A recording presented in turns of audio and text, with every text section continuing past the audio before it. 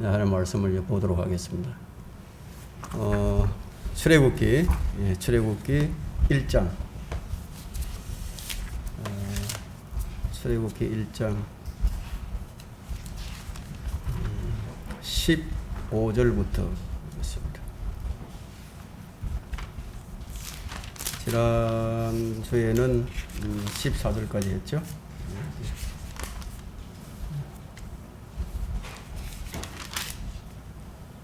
15절부터 이제 마지막 22절까지 보겠습니다.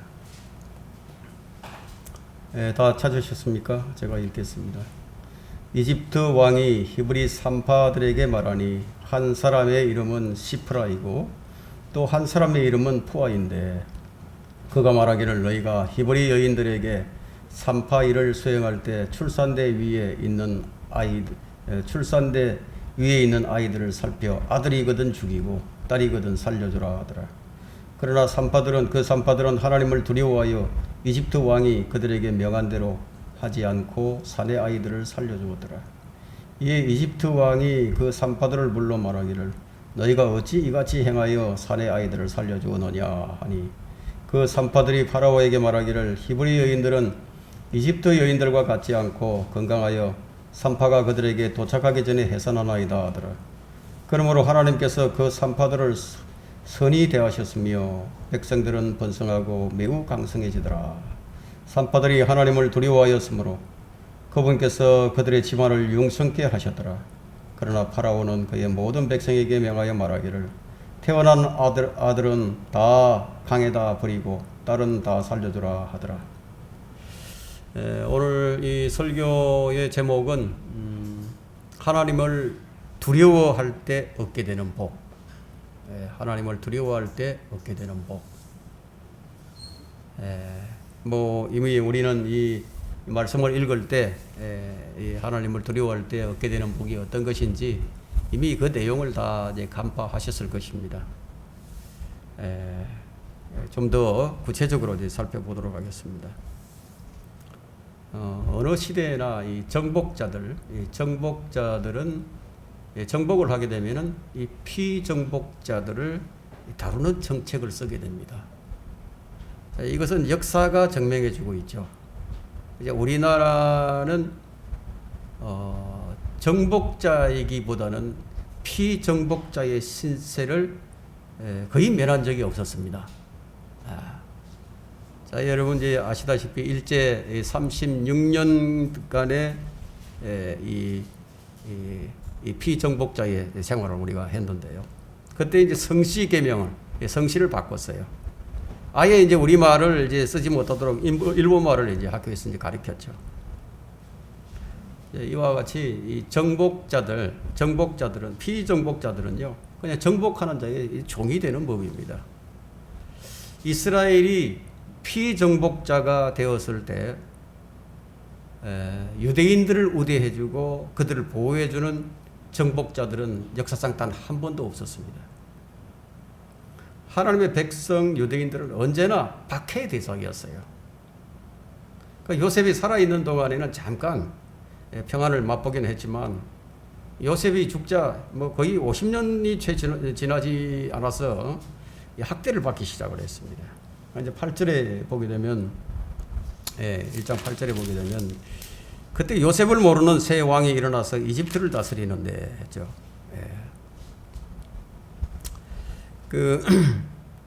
이 새 왕의 이름은 지금 나와 있지 않고 그냥 우리가 알기로는 그냥 단순히 파라오라고 이제 부르고 있습니다.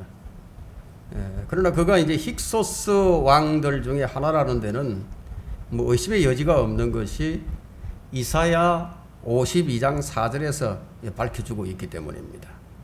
이사야 52장 4절에는 주 하나님이 이같이 말하노라. 내 백성이 이전에 이집트에 내려가 거기서 기거하였고 또 아시리아인이 까닭없이 그들을 압제하였느니라. 자, 이것을 볼 때 우리는 이 성경을 스스로 해석한다는 것을 알 수가 있습니다. 이 구절이 이제 1장 10절의 말씀을 설명해 주고 있고 바로 이 자가 누구냐면 이사야 10장 5절과 10절에 나오는 이 파라오로 예표되는 적그리스도예요. 적그리스도. 그는 에스겔 31장 3절에서도 등장하게 되는데 아시리아인이에요. 아시리아인. 근데 하나님의 백성과 세상의 나라들이 좀 다른 점이 있는데요. 하나님의 백성들의 화평은 위로부터 온다는 점이 다릅니다. 유대인, 그러니까 하나님의 백성, 이 유대인들은요, 위로부터 오는 평화이기 때문에 그 세상 나라와 연합을 하거나 다른 민족들과 동맹을 맺어서 평화를 추구할 수가 없는 거예요. 그 세상 나라들과는 다르다는 거죠. 오직 위에 계신 하나님의 화평을 통해서만 이 땅에서의 평화를 얻을 수 있는 거예요. 우리 그리스도인들도 마찬가지입니다. 하늘의 하나님을 기쁘시게 함으로써만 이 땅에서 승리의 생활을 할 수 있는 것이 다른 점이에요. 그렇다면 하나님과의 관계가 좀 틀어지게 되면 어떻게 되겠습니까? 하나님의 관계가 틀어지게 되면 이 땅에서도 어떤 방법도 소용이 없다는 거예요. 어떤 방법으로도 안 된다는 거예요. 그들의 외교적 노력이나 이 경제적인 변형이요, 또 정치적인 안정이 그 어떤 것도 그들에게 평화를 주지 못했습니다. 스스로의 힘으로 그런 시도를 했던 이 역대기 나오는 역대 왕들은 모두 비참한 몰락을 맞았죠. 구약의 2000년 그리고 신약의 2000년의 역사를 통해서 유대인들이 배워야 할 한 가지 교훈이 뭐냐? 하나님을 믿고 그분의 말씀에 순종하는 길만이 살 길이라는 거예요. 이것은 우리 그리스도인들도 똑같죠. 지상의 이런 민족은 이스라엘 민족 단 하나뿐이에요. 하나님과의 바른 관계성 하에서 이 땅의 모든 민족이 대적을 해온다 하더라도 조금도 두려워할 필요가 없는 민족이 바로 유대인들이라는 거예요. 유대인들은 세상을 거부함으로써 세상의 빛이 됩니다. 세상과 철저하게 분리됨으로써 점점 더 강성해지는 민족, 번성하는 민족이 바로 이스라엘 민족이에요. 그렇게 하시는 이유는 이스라엘 민족을 통해서 하나님의 살아계심을 온 세계 세상에 증거하고자 하셨기 때문이에요. 유대인들을 통해서 그분을 드러내신다. 우리 그리스도인들도 똑같습니다. 똑같아요. 그 무엇으로 알 수 있는가? 우리는 역사를 통해서 아는 거예요. 성경을 통해서 우리는 안다 이거예요. 구원이 유대인에게서 나옵니다. 하나님의 말씀이 유대인들에게 맡겨졌습니다. 이런 이스라엘의 특수한 상황은요, 이 시대의 그리스도인들에게도 그대로 적용이 되고 있습니다. 우리는 이 세상에 살고 있지만 세상에 속한 자들이 아니에요. 우리는 이 세상에 살고 있지만 세상을 거부하면서 세상과 분리되고 세상을 십자가에 못 박고 세상에 내가 못 박힌 채 살아가는 거예요. 우리가 이렇게 살지 않게 될 때는 우리 안에 평안이나 기쁨을 기대할 수가 없다는 거예요. 세상을 거슬러 사는 것은 분명히 박해와 모욕을 자초하는 길이지만 그것이 하나님을 기쁘시게 하는 길이고 그것이 열매 맺는 길이다 이거예요. 이런 삶은 거듭난 성도라면 누구나 이렇게 살아야 합니다. 출애굽기의 시작이 바로 그런 사례를 온몸으로 보여준 아주 지극히 평범한 사람들의 이야기로 시작이 됩니다. 그들이 바로 히브리 산파들입니다. 사람들보다 하나님을 두려워하는 자들이 바로 이런 자들이에요. 15절과 16절을 보겠습니다. 이집트 왕이 히브리 산파들에게 말하니 한 사람의 이름은 시프라이고 또 한 사람의 이름은 푸아인데 16절에 그가 말하기를 너희가 히브리 여인들에게 산파일을 수행할 때 출산대 위에 있는 아이들을 살펴 아들이거든 죽이고 딸이거든 살려주라 하더라. 자, 이 파라오는요, 인간으로서 해서는 안 될 일을 지금 명령을 하고 있습니다. 사람이라면 이런 일을 해서는 안 되죠. 근데 짐승보다도 못한 인간이죠. 이런 정책을 편다 이거야. 학대하면 학대할수록 번성하는 이 유대인들을 보고요, 그가 결심한 것은 유대인 말살 정책이에요.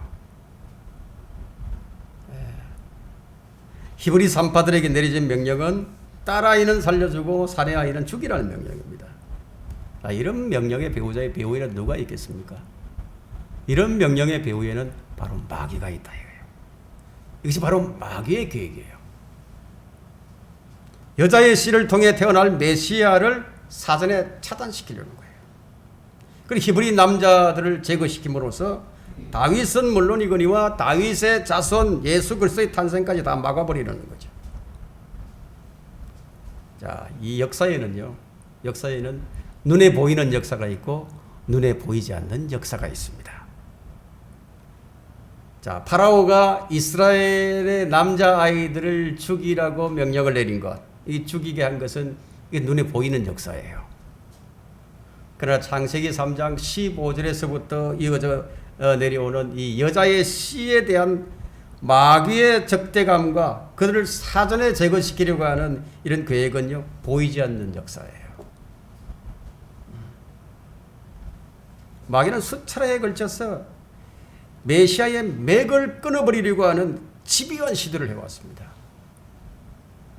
예수 그리스도가 이 땅에 태어났을 때 어떻게 하셨습니까? 어떻게 했습니까? 그는 헤롯을 통해서 베들레헴과 그 주변 지역에 있는 2살 미만의 남자아이들을 다 죽여서 그 절정을 이루었죠. 계시록 12장 4절에는 이런 말씀이 있습니다. 또 그 영이 그 아이가 태어나자마자 삼키려고 출산하려는 그 여인 앞에 서 있더라. 헤롯의 정책은 드러난 역사이지만 그 이면에는 헤롯을 통해 메시아를 죽이고자 하는 마귀의 계략이 숨어 있다는 거예요. 제가 왜 이런 말씀을 드리는지 아십니까? 보이는 것만이 다가 아니다는 거예요. 우리에게 일어나는 일, 이 일 뒤에는 반드시 뭔가 뒤에서 뭔가 숨어 있는 다른 계획이 있다는 거예요. 마귀는 사람을 충동질해죠. 충동질해서 예수님께 돌을 던져서 죽이려고 시도를 했습니다. 예수 그리스도를 낭떠러지로 밀어서 죽이려고 시도를 했습니다. 마귀는 바리새인들과 서기관들 그리고 군중들을 선동해서 예수 그리스도를 십자가에 못 박는 데 성공을 합니다. 이 모든 일은 철저하게 여자의 씨에 대한 적대감, 여자의 씨를 제거하려는 마귀의 음모와 계획이 있었음을 우리는 성경을 통해서 본다는 거예요. 이것은 보이지 않는 정책입니다. 보이지 않는 역사가 있다 이거예요. 그래, 마귀가 알지 못했던 한 가지가 있죠. 여자의 씨, 이 약속된 메시아의 죽음이 바로 자기를 이기는 이 사망, 죽음의 권세를 이기는 하나님의 지혜라는 사실을 마귀가 몰랐던 거예요. 마귀는 죽음의 세력을 가진 자입니다. 죽음의 권세는 마귀가 가진 최고의 힘이죠. 그 히브리서 2장 14절에는 자녀들이 피와 살에 참여한 자인 것 같이 그 역시 같은 모형으로 동일한 것에 참여하신 것은 자신의 죽음을 통하여 죽음의 세력을 가진 자, 곧 마귀를 멸망시키며 라고 말씀하고 있죠. 마귀는 생명의 창시자이신 예수 그리스도를 죽임으로써 그는 자신이 가진 죽음의 세력을 최고도로 발휘를 합니다. 그러나 주님은 그 죽음을 통하여 자신의 죽음을 통하여 죽음의 세력을 가진 자, 곧 마귀를 멸망시키시면서 하신 일이 무엇인가 하는 거예요. 그 하신 일이 있다. 그것이 바로 히브리서 2장 15절의 말씀이죠. 또 죽음을 두려워함으로 평생을 노예로 속박되어 있는 자들을 놓아주려 하심이라. 바로 우리를 구원을 위해서였습니다. 그래서 우리가 언제 어느 때 불러도 그리스도를 찬양하는 일은요, 우리의 기쁨이 생기는 거예요. 전혀 언제 어디서 들어도 지겹지가 않아요. 들리면 듣고 또 듣고 싶고 부르면 또 부르고 싶은 거예요. 우리 하늘에 가서도 하늘에서 영원히 그리스도의 피에 대한 어린 양의 보혈에 대한 찬양을 합니다. 주 예수 그리스도에 대한 찬양이에요. 골리앗이 다윗에게 자신의 칼에 의해서 목이 잘려버렸죠. 마귀는 자신의 꾀에 자신이 빠져서 자신의 멸망을 맞이하게 된 겁니다. 그리스도의 죽음으로 인해서 우리가 이렇게 자유를 얻게 된 것이에요. 자, 그러면 성경에서 주를 두려워할 때 얻게 되는 성도의 유익은 어떤 것이 있는 거예요? 우리가 주를 두려워할 때 얻게 되는 유익이 뭐냐는 거예요. 주를 두려워할 때 얻게 되는 성도의 유익은 첫 번째, 주를 두려워할 때 올바른 판단을 내릴 수가 있습니다. 참 중요합니다. 우리가 판단 잘못 내리면요, 영원히 헤어나지 못할 수가 있어요. 판단, 물론 중요하지 않은 판단도 있긴 있지만요, 한번 잘못 판단을 내리면 뭐 끝장나는 수가 있어요. 자, 우리 신앙의 시작은 주를 두려워하는 것에서부터 시작이 됩니다. 근데 이제 처음에는 시작을 잘했는데, 첫 시작은 주를 두려워하면서 이제 시작을 했는데, 근데 시간이 점점 흐르면서 이제 어떻게 되느냐? 주님을 두려워하는 것에서부터 돌이켜서 이제 사람을 두려워하는 거예요. 그래도 자신을 발견하면 다행이죠. 내가 사람을 두려워하고 있네? 이러면 안 되지 하고 돌이키면 참 좋죠. 예? 못 보는 사람들이 있다 이거예요. 자, 그로 인해서 주님께서 주시는 복을 누리지 못하게 됩니다. 우리는 매 순간 누구의 명령을 따를 것인가 하는 거예요. 누구의 명령을 따를 것인가. 선택을 해야 된다는 겁니다. 왜냐하면 보이지 않는 하나님보다는 보이는 현실이 너무너무나 내게 크게 와닿기 때문에 잘못 판단을 하게 되는 거예요. 그걸 하나님을 두려워함이 내게 크게 와닿는다면 올바른 판단을 하게 되겠죠. 그렇죠? 히브리 3파가요. 올바른 판단을 할 수 있었던 것은 그의 마음에 하나님을 두려워함이 있었던 거예요. 17절을 볼까요? 그러나 산파들은 하나님을 두려워하여 이집트 왕이 그들에게 명령한 대로 하지 않고 사내 아이들을 살려주었더라.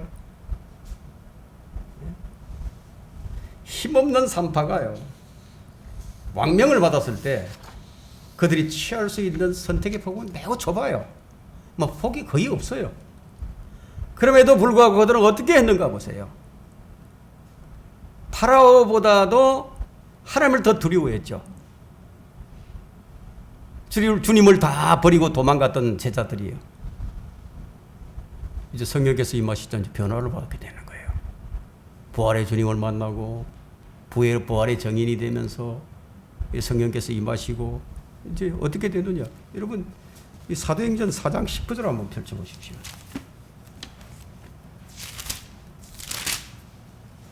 사장 19절에 보면요. 17절부터 보겠습니다. 그러나 더 이상 백성 가운데 확산되지 못하게 그들을 엄히 위협하여 이후로는 아무에게도 이 이름으로 말하지 못하게 하자 하고, 그들을 불러서 명령하기를 절대로 예수의 이름으로 말하지도 말고 가르치지도 말라고 하더라.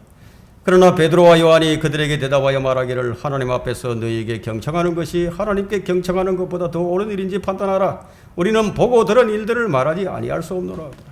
이렇게 변해버린 거예요. 이 산파들은 대단한 믿음이었죠. 그죠? 대단한 믿음이었습니다.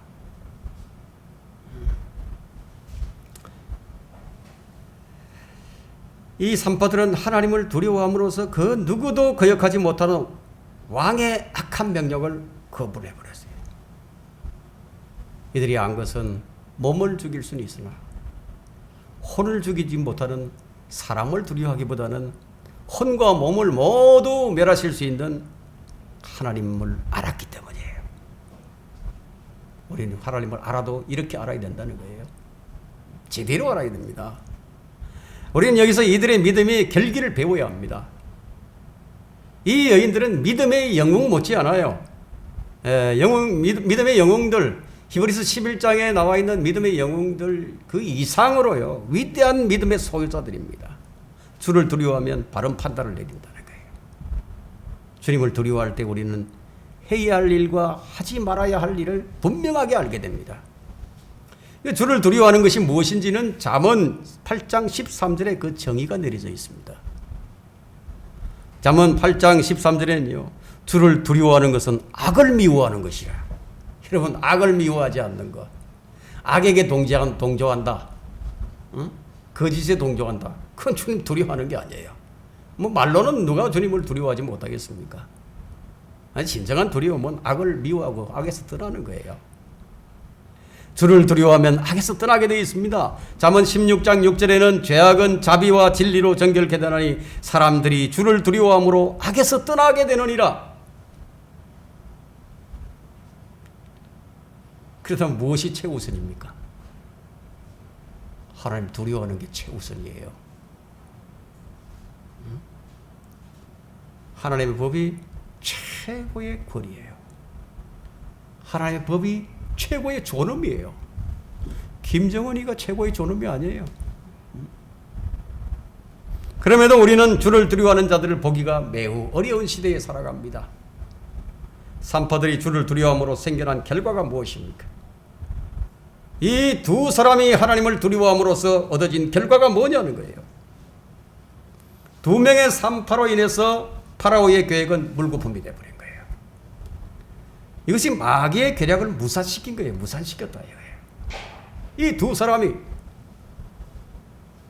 우리가 주님을 두려워하게 될 때 마귀의 계략은 무산되는 거예요. 잠언 21장 30절에요. 어떤 지혜나 명철이나 계략도 주를 대적할 수 없느니라. 이 세상 지혜, 이 세상 것 가지고 주님 대적할 수 없다 이거예요. 세상을 거슬러 살아야 하는 우리에게 이 말씀은 큰 힘과 위로를 주는 거예요. 우리가 예배를 통해서 우리가 설교를 듣고 무엇을 얻어야 합니까? 위로를 얻어야 된다 이거예요. 힘을 얻어야 된다는 거예요.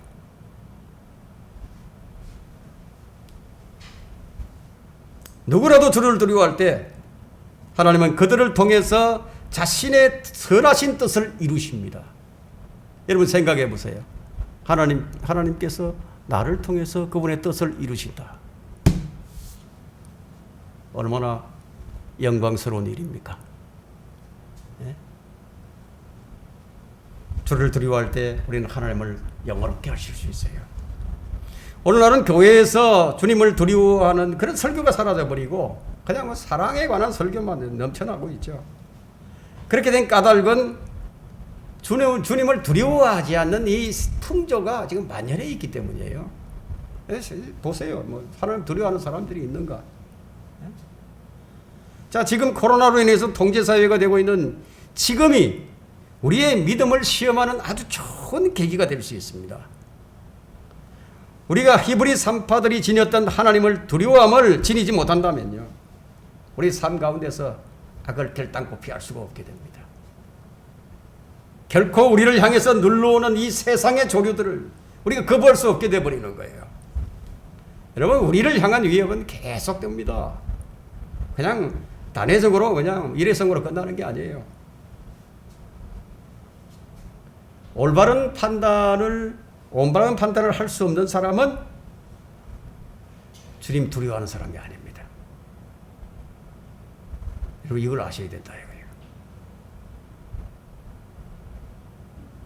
그렇다면 여러분들은 하나님을 두려워했죠. 여러분들 하나님을 두려워했으니까 사람을 두려워하지 아니하고 올바른 판단을 내렸죠. 그죠? 그럼 올바른 판단을 내렸으면 그 판단을 가지고 그렇게 또 살아가야 된다는 거죠. 한번 그렇게 판단을 내리고 그 다음부터 안 하면 안 된다 이게. 한번 판단을 내렸으면 끝까지 가야 돼.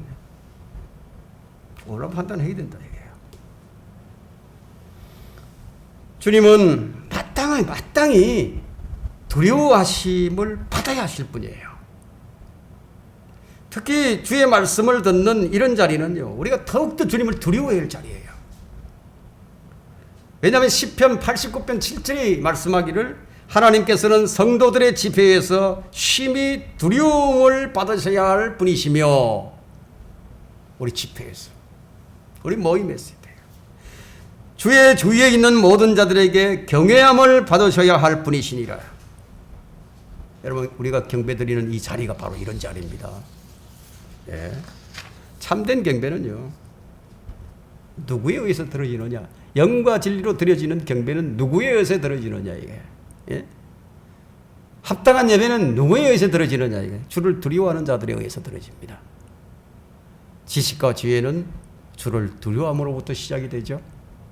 그렇다면 올바른 판단을 하지 못하는 사람은 지식과 지혜에 입문조차 하지 못한 사람이에요. 시작이 없으면 끝도 중간도 없어요. 옳은 것에는 예 할 수 있어야 되고요. 틀린 것에는 노라고 말할 수 있는 것이 지식이며 지혜의 시작이에요. 예? 정의와 결부되지 않는 지식과 지혜는요, 계략과 모략에 불과합니다. 이 점에 있어서 히브리 산파들은 참된 지식과 지혜의 소유자였습니다. 그들의 믿음은 머릿속에 심어진 것이 아니라 마음에 심어져 있었습니다. 위기의 순간에 결연한 행동으로 나타나는 믿음은요, 바로 마음에 심어진 믿음이었기 때문이에요. 이것이 바로 주를 두려워하는 믿음의 결과입니다. 행함이 없는 믿음은 죽은 믿음이에요. 믿음에는 반드시 행함이 따르게 되어 있습니다. 얼마나 많은 사람들이 하나님을 두려워하는 것보다 사람을 더 두려워하는 거 한번 보세요. 베드로조차도 사람을 두려워함으로써 3번씩이나 올무에 빠져서 마귀 올무에 빠져서 3번씩이나 주를 부인을 했죠. 자, 성도가 믿음에서 멀어져가는 원인이 있다면 그것은 주님을 두려워하지 않기 때문입니다. 올바른 판단을 내릴 수가 없게 되죠. 그렇죠? 주님을 두려워할 때 얻게 되는 복, 두 번째는 시시각각 닥쳐오는 위기에서 구해냄을 받습니다. 우리에게 얼마나 많은 위험이 닥쳐옵니까? 여러분, 인생을 부록의 나이를 지나면서 이제 50, 60, 70 가보세요. 예? 얼마나 많은 위기가 있는지. 시시각각 닥쳐오는 그런 위험천만한 위기가 얼마나 많았는지 헤아릴 수 없어요. 예?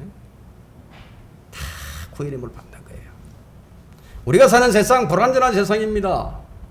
언제 어디서 어떤 일이 일어날지 모르는 거예요. 위험천만한 세상이에요. 이런 세상에서 건져냄을 받는 유일한 길이 있다면 바로 주님을 두려워하는 거다. 주님은 주를 두려워함이 어떤 것인지 몸소 보여주셨어요. 우리 주님께서. 주님을 두려워함으로써 얻게 되는 유익은요, 기도의 응답이에요. 예수 그리스도께서도 육체로 계시는 동안에 그의 기도의 응답 비결이 바로 하나님을 두려워하는 것임을 밝혀주셨습니다.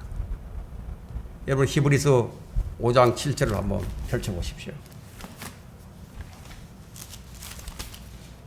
히브리서 5장 7절에 그는 육체로 계시는 날들 동안 자기를 사망에서 구원하실 수 있는 분께 심한 통곡과 눈물로 기도와 간구를 드렸고 하나님께서는 그의 두려워하심을 인하여 들으셨느니라. 네? 하나님을 두려워하는 것은 기도 응답의 필수 요건입니다. 대부분의 성도들이 이 점을 간과합니다. 왜 기도의 응답이 안 되는지 우리가 이런 부분에서 찾지를 못하는 거예요. 엉뚱한 곳에서 찾고 있죠. 성도들이 기도의 응답을 받고자 애를 쓰고 있지만 정작 주님을 두려워하지 않음으로써 기도의 응답을 받지 못합니다. 어떤 유명한 목사는요, 하나님에 대한 두려움이 손톱만큼도 없는 목사들도 있습니다. 마치 친구들에게 농담하는 것처럼 얘기를 하죠. 하나님이 내 말을 안 들으면요, 그냥 안 두겠다고. 그것도 광화문 광장 집회에서 하는 얘기를 제가 들은 적이 있습니다. 그런 자들에게 솔로몬이 한 수 가르쳐 주죠.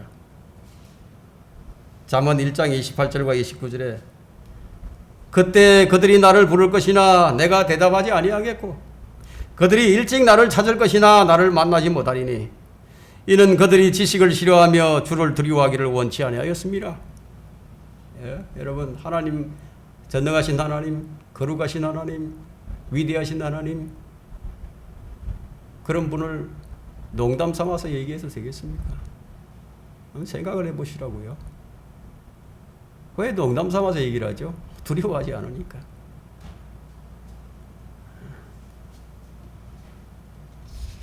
하나님을 정말 하나님으로 믿는 사람들은요, 그분을 두려워하지 않을 수가 없습니다. 예? 자, 이 코로나가 이제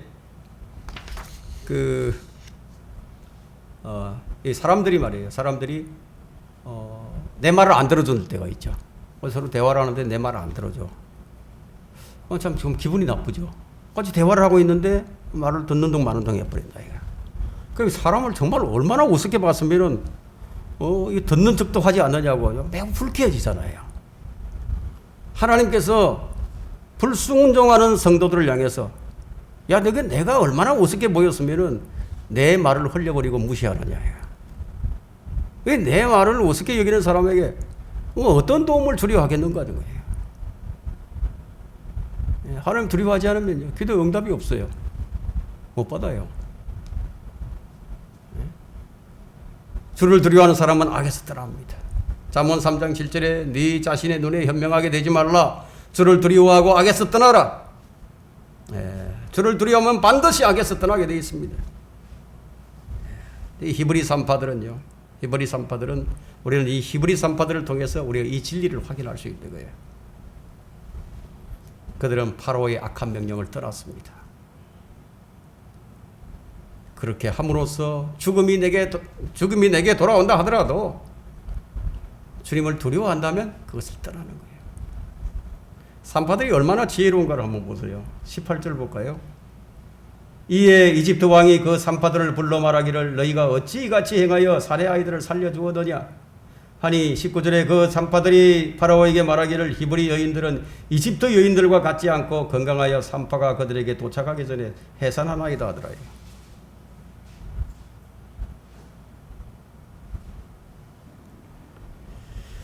자, 얼마나 지혜로운 말입니까? 위기의 순간에 지금 기지를 발휘한 거죠. 자, 위기의 때 주님께서 어떤 지혜를 주실까요? 마태복음 10장 19절과 20절에서요. 그러나 그들이 너희를 넘겨줄 때에 어떻게 또는 무엇을 말할까 염려하지 말라. 그 시각에 너희에게 말할 바를 주시리라.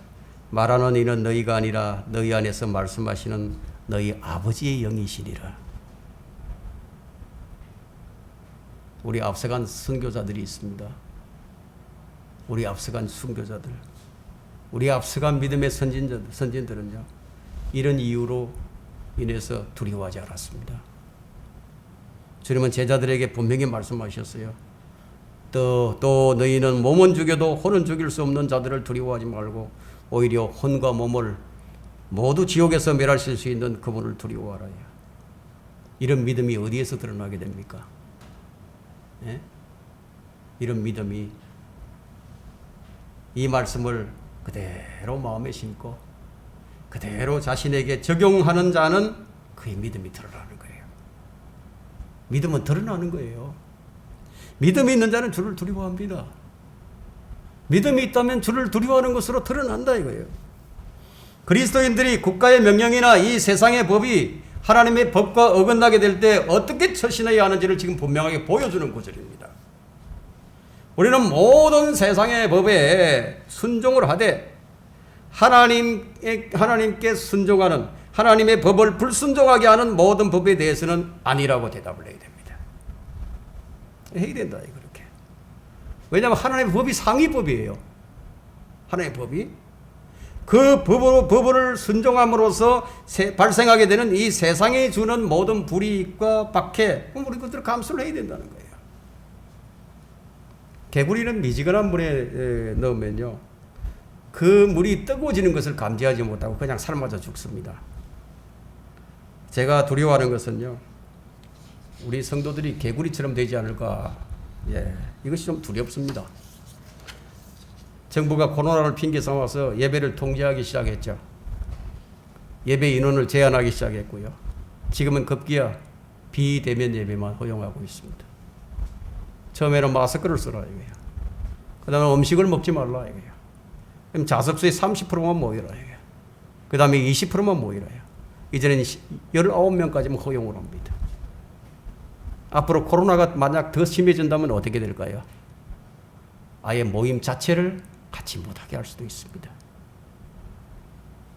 형평성이 어긋난 통제는요, 정치적인 목적일 수밖에 없어요. 극장가나 백화점이나 지하철이나 행정부서들이나 그들은 코로나에 안 걸리나요? 식당은 왜 19명으로 제한하지 않습니까? 코로나가 사람을 가려가면서 감염시키는가요? 한 교회가 감염되면 모든 교회를 다 통제시키려고 합니다. 그러면 백화점이 감염되면 모든 백화점을 왜 전체 문을 닫게 만들지는 않죠? 교회가 철저한 방역을 하면서 예배를 드리는데도 그것을 막는다는 것은 정치 방역일 수밖에 없어요.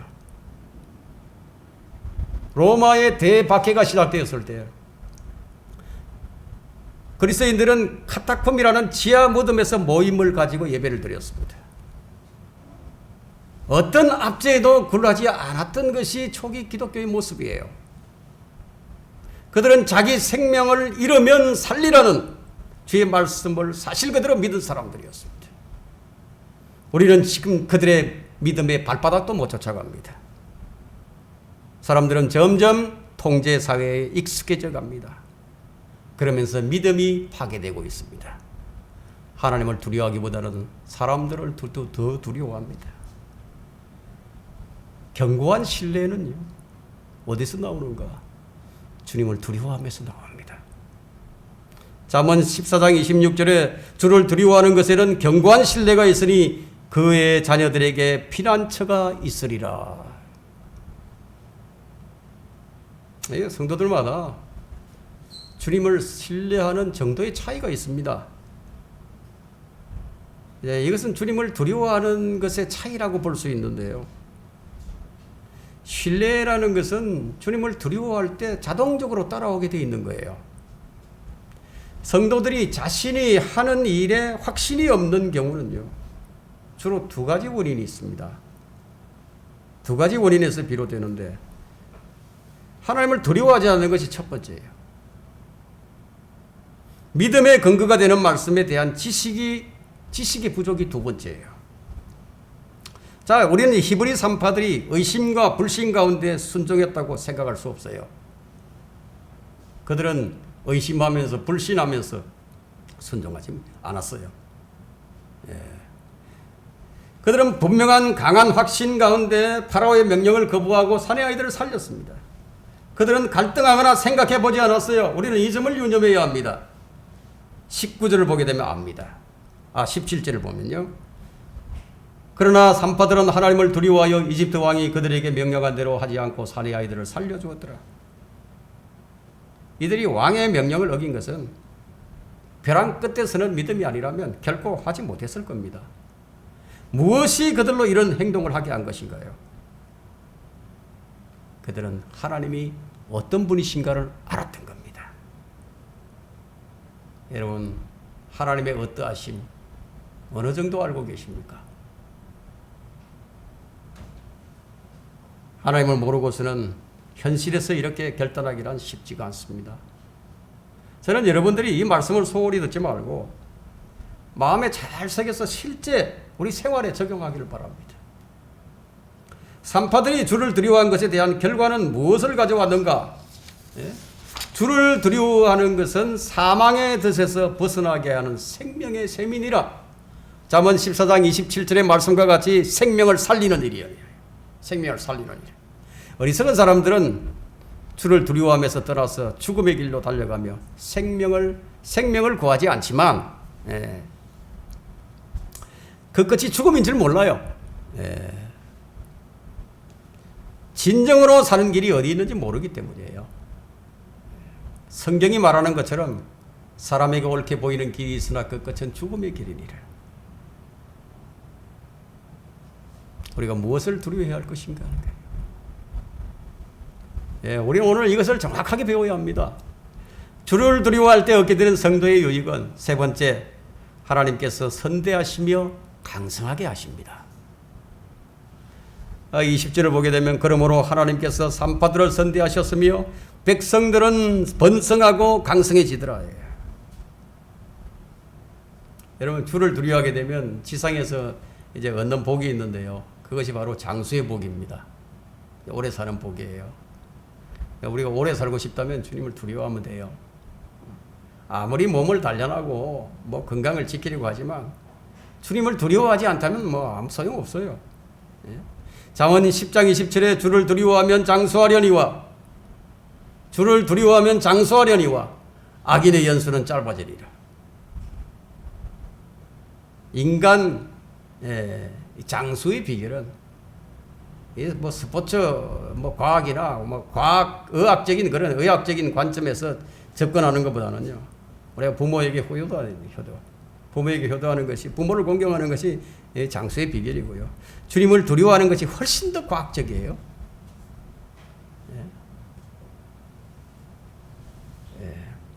뭐 이건 미국의 통계에도 그게 나와 있어요. 나와 있습니다. 주님을 두려워하는 사람들은 그렇지 않은 사람보다 훨씬 더 오래 사는 거예요.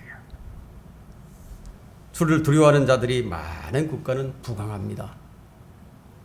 산파와 같이 주를 두려워하는 사람으로 인해서 지금 이스라엘이 번성을 하고 강성해지는 것을 우리가 확인할 수 있습니다. 두 사람 때문에. 반면에 주를 두려워하지 않는 악인들이 많은 나라는 어떻게 되겠습니까? 악인들이 많으면요, 폭력으로 덮이죠. 법이 있으나 마나죠. 국가의 힘으로 누르는 독재 국가가 되는 거예요. 그래서 의로운 자의 입은 생명의 셈이나 악인의 입은 폭력으로 덮이느니라. 잠언 10장 11절. 우리는 지금 이런 현상을 보고 있는 거예요. 지금. 히브리 산파들은 주를 두려워하기에 많은 생명을 살려주는 생명의 셈이었습니다. 예수 그리스도는 모든 생명의 셈의 권원이세요. 예수님을 믿는 성도들에게 주님은 그 배에 생수의 샘을 주시고 영생하도록 솟아나는 샘물이 되어 주신다 이거예요. 이 성도들이 만족하는 삶을 사는 경우는 참 드물죠. 제가 좀 다음 주에는 좀 만족에 대한 설교를 좀 해야 될 것 같습니다. 만족하는 삶을 사는 경우는 참 드물다 이거예요. 만족감이 없다는 것은 물질에 많고 적음이 아니라 무엇인가 부족함이 상대적으로 많다는 얘기인데요. 성경은 그 원인을 주를 두려워하지 않는 것에서 찾으라고 말씀하고 있습니다.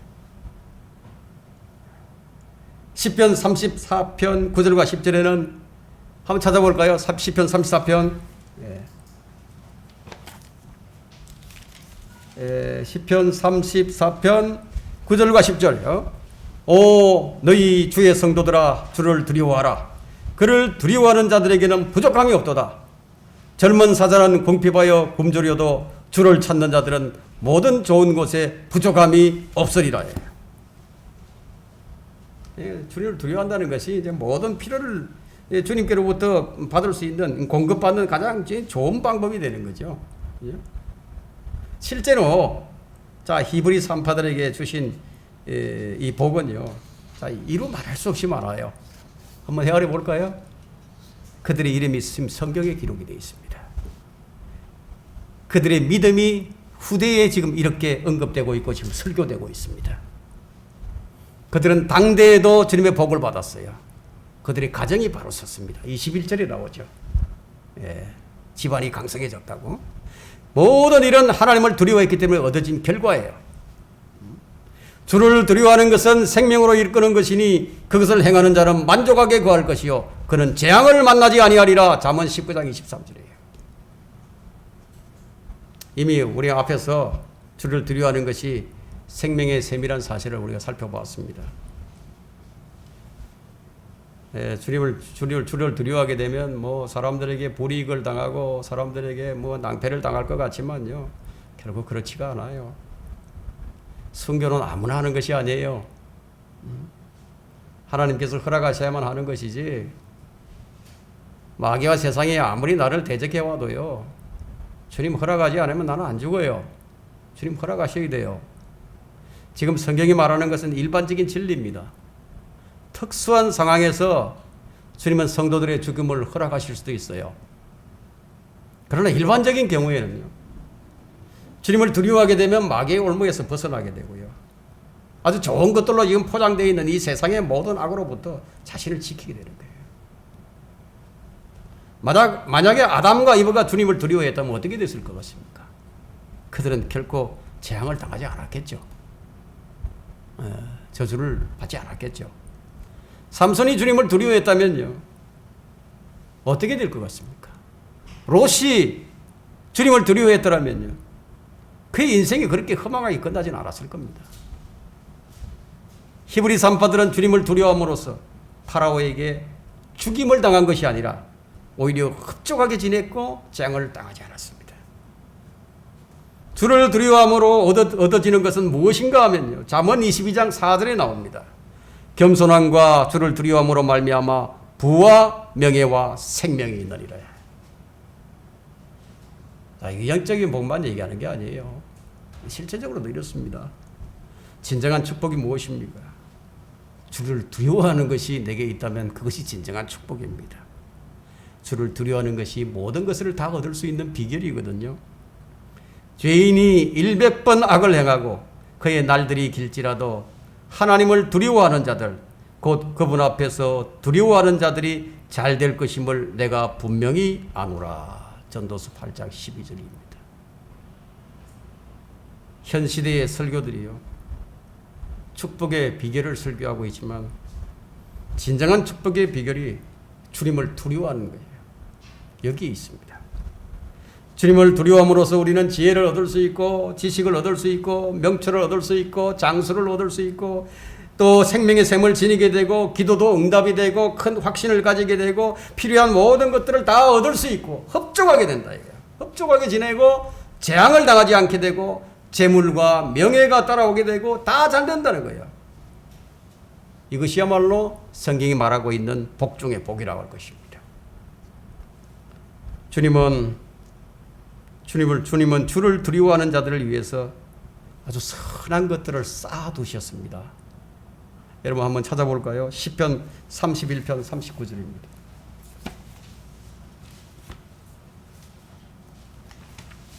우리가 이제 이런 말씀을 듣고 또 하면서 우리가 이 말씀을 뭐 그냥 한번 듣고 흘리면 안 돼요. 이 말씀은 마음에 심어야 됩니다. 일단 우리가 말씀을 듣고 내 마음에서 심겨지지 못한다는 것은 무엇을 의미하죠? 내 마음이 옥토가 되어 있지 못하다는 얘기죠. 뭐 길가거나 아니면 돌밭이 되어 있다는 얘기죠. 그러니까 마귀 와서 그냥 뺏어 가버렸거나 아니면 돌밭이 돼가지고 뿌리를 못 내리는 거죠. 이 31편 19절 한번 보십시오. 오, 주께서 주를 두려워하는 자들을 위하여 쌓아두신 주의 선하심이 얼마나 큰지요. 얼마나 큰지요. 이는 주께서 사람들의 아들들 앞에서 주를 신뢰하는 자들을 위하여 베푸신 것이니이다. 주를 두려워하는 자들에게 주님은 은혜를 베푸시고 또 돌보시면서 불쌍히 여겨주십니다. 아버지가 자식을 불쌍히 여김같이 주께서도 자기를 두려워하는 자들을 불쌍히 여기시나니. 시편 103편 13절이죠. 이사야 66장 2절에도 주가 말하노라. 그러나 이러한 사람은 내가 보살피리니 곧 영이 가난하고 통회하고 내 말에 떠는 자니라. 여러분들은 주의 말씀을 듣고 주의 말씀을 읽고 주의 말씀을 간직하면서 그 말씀에 한번 들어본 적이 있으십니까? 주의 말씀에 들어봐야 된다고. 네? 주님은 히브리 산파들에게 선을 베푸셨고요, 그들의 집안을 영성하게 하셨습니다. 말씀을 정리하도록 하겠습니다. 주님은 산파들을 통해서 기쁨을 취하셨어요. 이것이 중요한 거예요. 그분이 히브리 산파 그들을 통해서 기쁨을 취하셨다는 거예요. 우리가 드리고 있는 이 예배를 통해서 주님이 기쁨을 받으신다. 주님께서 이 세상의 금과 은과 보화에 기뻐하시겠습니까? 아니면 큰 교회 건물에 기뻐하시겠습니까? 무엇에 기뻐하시겠습니까? 건전한 상식이라도 있으면 속지 않을 터인데요.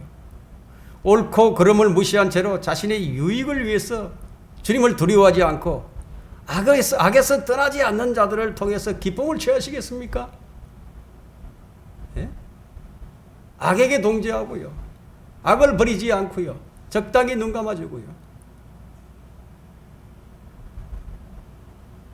사실을 외면하는 이런 자들을 통해서 그들이 모여서 기도하고 그들이 모여서 예배를 드리고 그들이 무슨 짓을 한다고 해서 하나님께서 기쁨을 그들에게서 취하시겠는가요? 상식이 있다면 한번 생각을 해보시라는 거예요. 거룩하신 하나님께서 죄를 가장 미워하시는 하나님께서 그런 것들을 받아주시겠어요? 무엇을 의미하는 겁니까? 주님께로부터 건전한 생각의 영을 받지 못했다 이거예요. 그 생각의 영을 가지고 있다면 주를 두려워하겠죠. 주를 두려워하는 자들은 결코 악에 동조하지 않습니다. 주님이 세상에서 무엇을 기뻐하시겠습니까? 바로 하나님을 두려워하여 악을 행하지 않고 파라오의 명령을 거부한 히브리 산파와 같은 그런 사람들을 기뻐하신다는 거예요.